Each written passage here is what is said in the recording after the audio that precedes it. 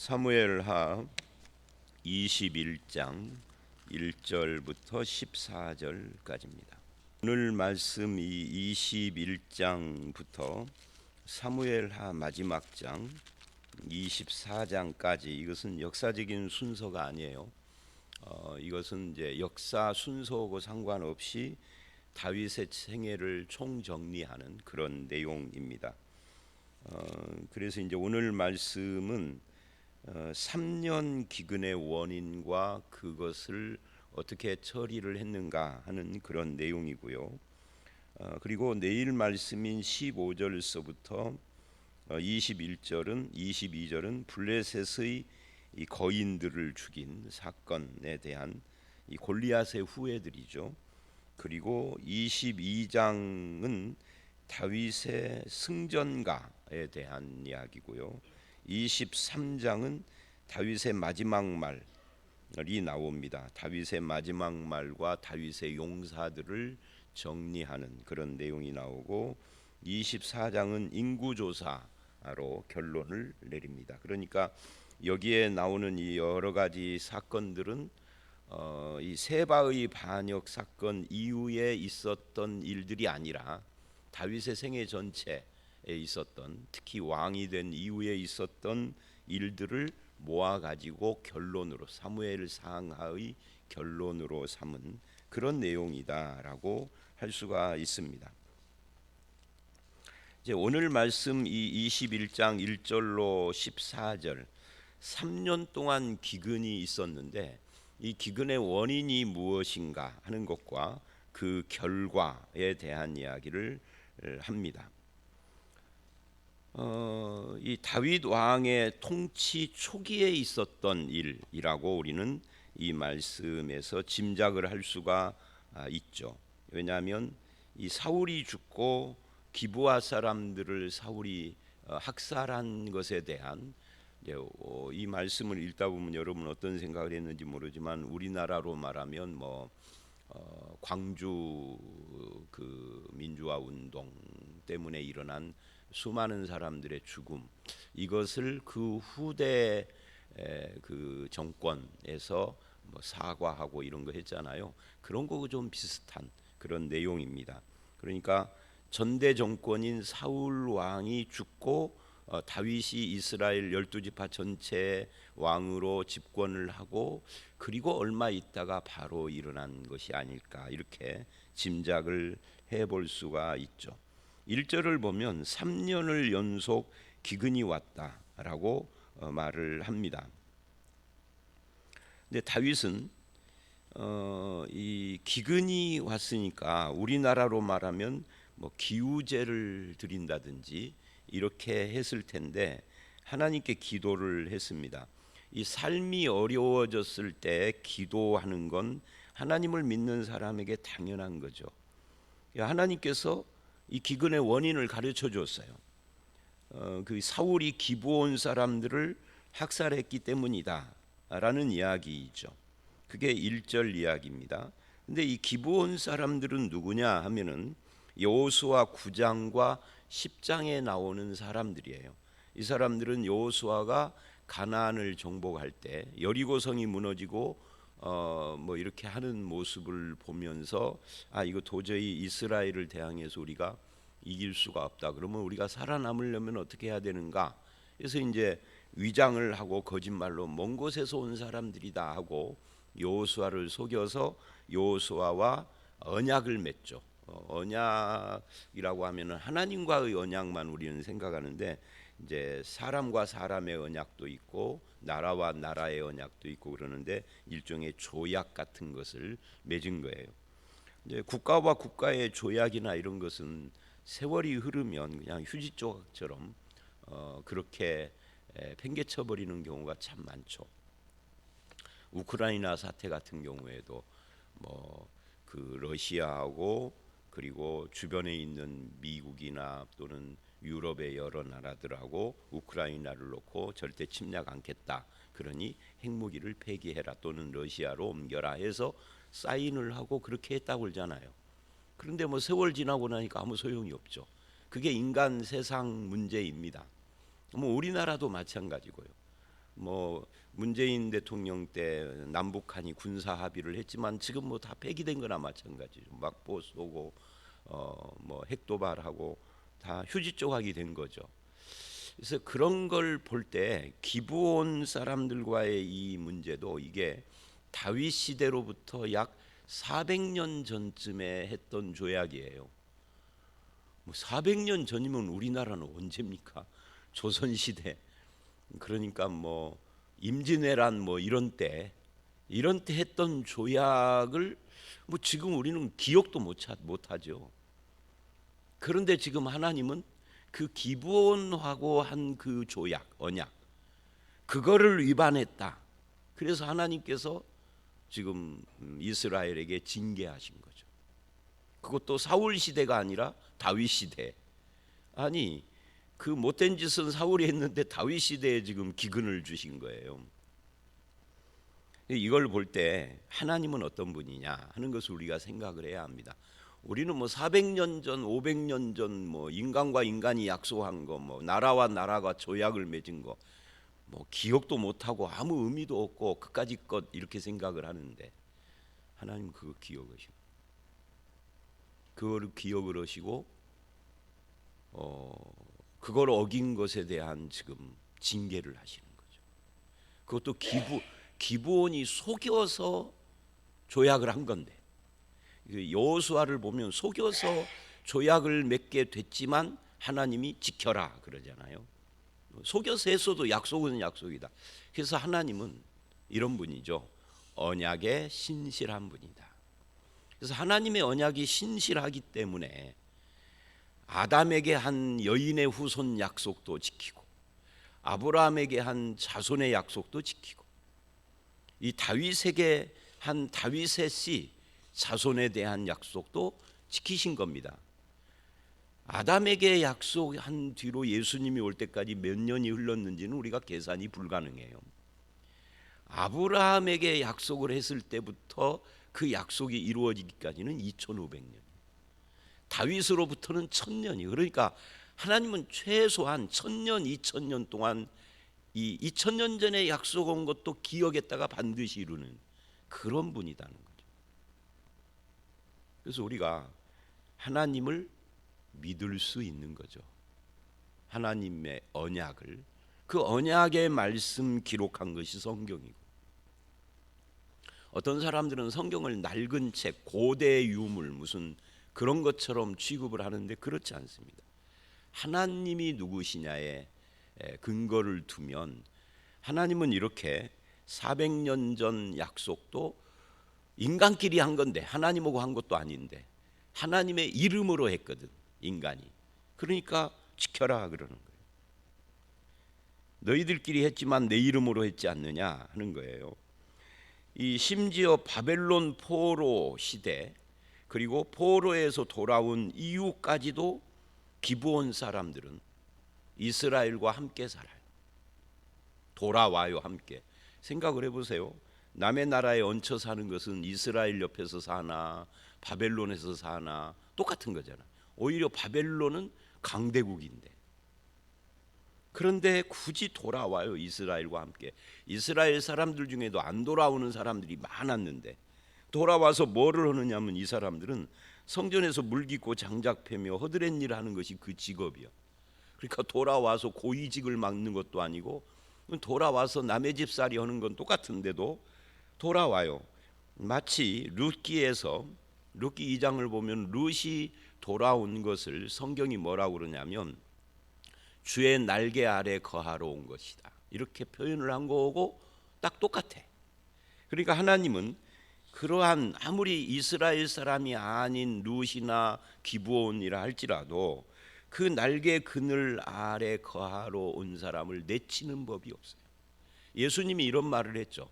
제가 몇 주 전에 설교 시간에 그거 이야기를 했었는데, 요한복음에 보면 이 우리에 들지 아니한 다른 양들도 있다.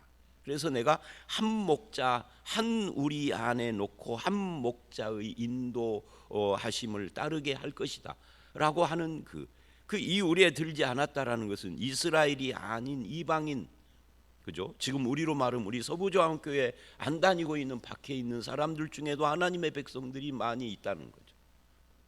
그들도 들어오면은 다 하나님의 백성이잖아요. 그런 거하고 비슷한 겁니다. 그래서 이렇게 언약의 신실한 하나님은 우리에게 더 나은 언약의 보증으로 하나님의 아들 예수 그리스도를 보내주신 거죠. 그게 히브리서의 메시지예요. 그렇다면 예수 믿는 사람들은 어떻게 살아야 되느냐 할 때, 예수 믿는 사람들도 이 약속에 신실하신 하나님을 아버지로 모신 자들이니까 그분을 닮는 삶을 살아야 해요.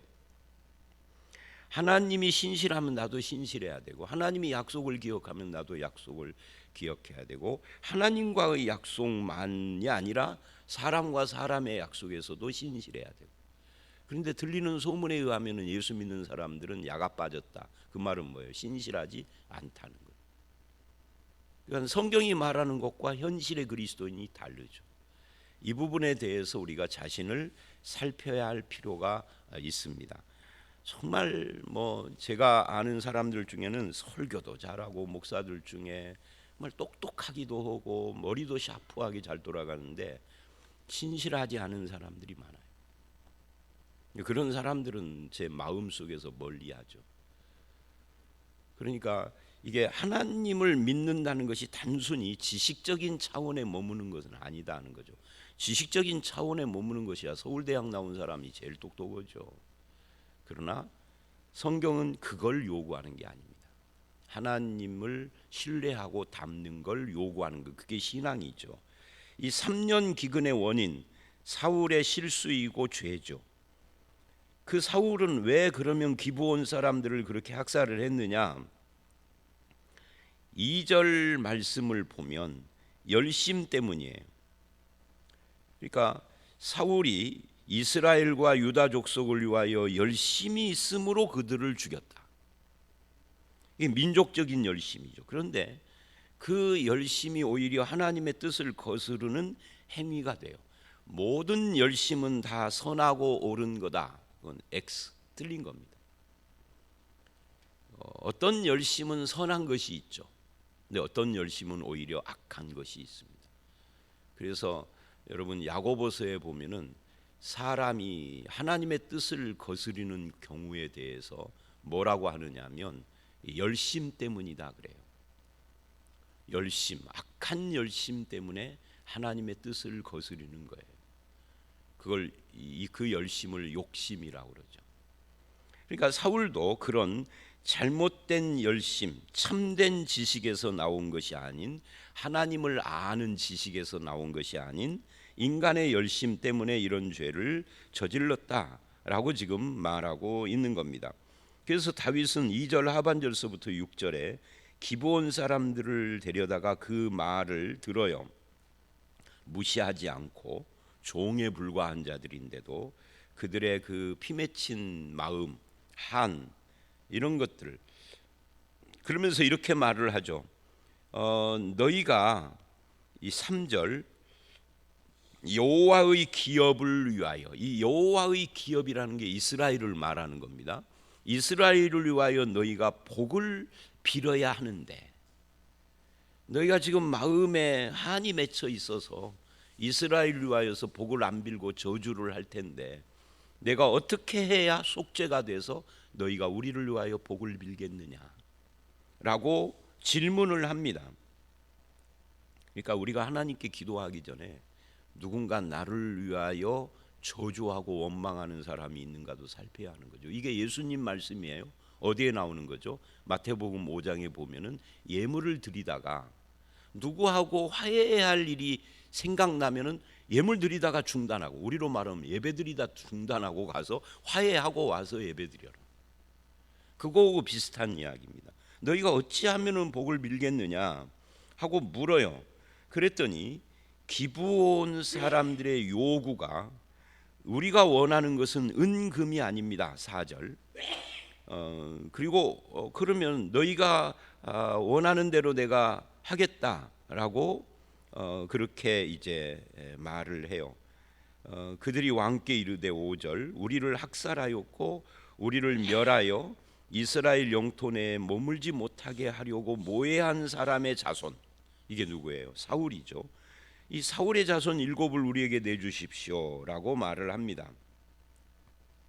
그래서 그들을 내주는, 그들을 내가 목매달겠습니다. 참 이제 이 부분이 참 안타까운 거죠. 문제는 기브온의 이 요구 때문에 또 다른 억울한 사람들이 만들어졌다는 거예요. 그러니까 기브온에게 속죄하고 너희의 소원이 뭐냐 하고 묻는 것까지는 좋았어요.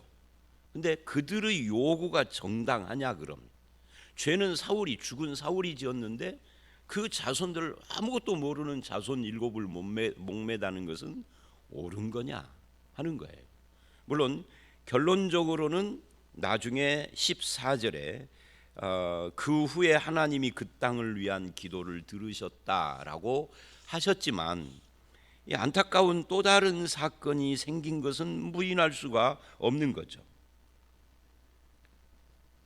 그래서 기브온의 요구대로 사울의 자손 7을 내주었습니다. 그게 7절 이야기입니다. 그때 이제 다윗이 무엇을 생각했느냐면 요나단과의 약속을 생각을 했어요. 그 맹세라고 거기 나오죠. 요나단하고 맹세를 했다. 너의 자손을 내가 해치지 않겠다라고. 그래서 무비보셋은 아끼고 이 사울의 그 첩인 아야의 딸 리스바에게서 난 사울의 2 아들, 그리고 메랍에게서 난 또 뭐 아들들, 여기 이제 바르실레가 나와요. 근데 이 바르실레는 길르앗 사람 바르실레가 아닙니다. 길르앗 사람 바르실레하고 이 바르실레는 달라요. 이건 사울의 후손 바르실레이니까. 우리나라의 김영철 한다고 그래. 김영철이 다 똑같은 사람 아닌 거고 똑같은 거예요. 그렇게 해서 그들을 목매 달았어요. 그러니까 기브온의 요구대로 한 거죠. 요나단과의 약속을 또 지키고. 그러니까 다윗은 약속을 신중하게 생각하는 그런 사람인 것이 분명합니다. 이 언약적인 사랑을 입은 하나님의 백성들도 자기도 세상 속에서 그 언약의 신실함을 드러내는 건 당연합니다. 문제는 또 다른 억울한 사람들이 생겼다는 거죠. 그래서 이제 이 문제를 10절 이하의 말씀에서 또 해결을 합니다. 이 사울의 첩인 리스바가 2 아들이 죽자 8절 그 시체 앞에서 곡식 빼기 시작할 때, 그러니까 우리로 말하면 가을이죠. 이스라엘하고 우리하고는 절기가 좀 다르지만 이 4월부터 하늘에서 비가 쏟아지는 때까지 10월까지 6개월간을, 이게 6개월이라는 이야기예요. 6개월간을 시체 앞에 앉아 있다 하는 소식을 다윗이 들은 거예요. 그래서 다윗이 그들의 뼈와 사울과 요나단의 뼈를 수습을 합니다. 그렇게 해서 그들의 조상의 묘실에다가 장사를 지내주죠. 그러니까 또 다른 억울한 사람의 한도 지금 풀어주고 있다 하는 이야기입니다. 그러자 그 후에 하나님이 기도를 들으시고 비를 내려주셔서 기근이 사라졌다 하는 것을 말하는 겁니다. 그러니까 결국 오늘 말씀은 이런 거예요. 기브온의 억울함을 해결하고 하나님의 언약과 관계되는 겁니다. 하나님의 언약은 인간도 지켜야 된다. 사람 사이의 언약도 지켜야 된다 하는 것을 말해주고, 거기서 생긴 또 다른 리스바의 그 원통함, 그것까지도 다 해결해 준 뒤에야 하나님이 기도를 응답해 주셨다. 그러니까 이 리스바의 원통함도 기브온의 원통함 못지않게 원통한, 우리로 말하면 한인 거죠. 결국 하나님은 사람들의 억울함과 원통함을 풀어주시기를 바라는 그런 분입니다. 기브온의 원통함을 풀어준 뒤에 즉시 비를 주신 것이 아니다. 이 리스바의 원통함을 풀어주기까지 6개월을 더 지나서 그때서야 비를 주셨다 하는 이야기입니다. 기도 응답도 마찬가지입니다.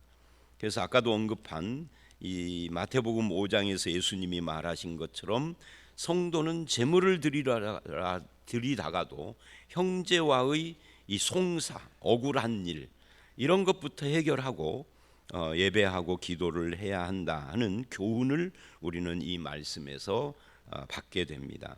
남의 가슴에 못을 박고 원통하고 상처를 주고도 모른 채 하면은 하나님은 기도도 안 받는다, 그런 뜻이기도 하죠. 그래서 하나님 나라의 성격은 결국 하나님 사랑, 이웃 사랑인 거예요. 우리가 하나님 사랑, 이웃 사랑 되게 포괄적인 말씀이기도 하고 너무나 익숙한 말이지만 그 포괄적인 하나님 사랑, 이웃 사랑 안에 이 언약의 신실함, 사람들에게 미움, 원한, 원통함, 상처 이런 거 다 포함되는 거예요.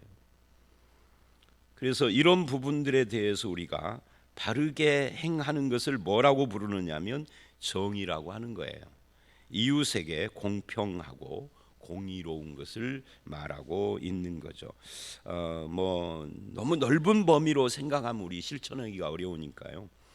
좀 좁혀서 말을 하면 하나님과 나와 이웃 사이에 약속을 잘 지켜야 합니다. 여러분의 삶 속에 이 약속을 잘 지키는 마음, 그게 이제 사랑이 있고 그러는 거예요. 믿음이 있고. 그래서 그런 삶을 삶으로써 나 때문에 하나님의 영광이 가리거나 나 때문에 누군가 억울한 사람이 생기거나 하는 일들이 사라지는 그런 저와 여러분의 삶이 되어지시기를 주의 이름으로 축원합니다. 함께 기도하겠습니다. 하나님, 이스라엘의 3년 기근의 원인이 사울이 기브온 사람들을 학살한 그 죄와 기브온의 억울함 때문이었음을 알았습니다. 그리고 다윗은 이 문제를 해결하기 위하여서 약속을 지키고 또 기브온의 마음을 풀어주고 하는데 그 가운데 또 다른 원통한 사람들이 생길 수밖에 없었습니다. 그들의 원통함도 풀어줄 때 비로소 하나님이 기도를 들으신 것을 봤습니다.